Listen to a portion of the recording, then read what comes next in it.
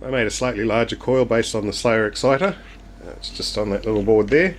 I'm using a 22 volt output from this transformer there. I pulled out an overhead projector, just happened to be what I had. It's got a small voltage doubler there, the caps, you might be able to see the diodes in there.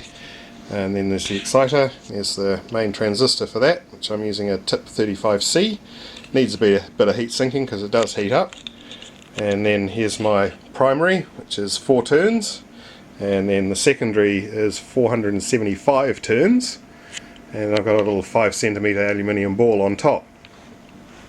These ferrite cores here, I basically, when I first turned it on with just that, it oscillates at about 2.1 megahertz, which turned out to be way too fast. The impedance from the coil here just meant that the current was very low, and it produced arcs, but they weren't very good. So if I put these all up inside the core here, it drops the operating frequency down to about 590 kilohertz instead, and yeah, it works quite well. So I'll pop those back in there and show you what it'll do.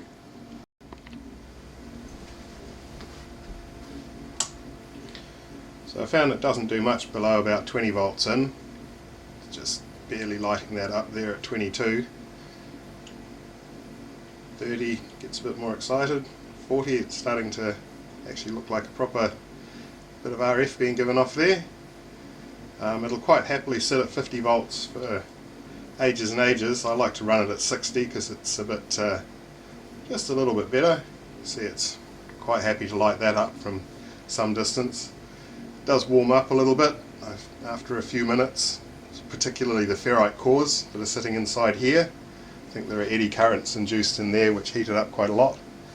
But yeah, it's quite happy to light up the CFL. And if I just hold this, quite nice corona.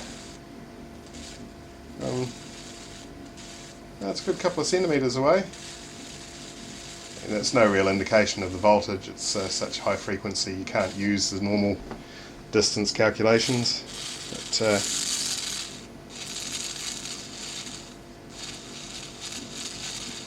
it's not bad, and even from the old finger, although I can't recommend this, it's kind of fun, but it's very hot.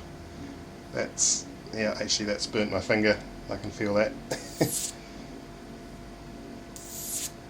So yeah, works quite well.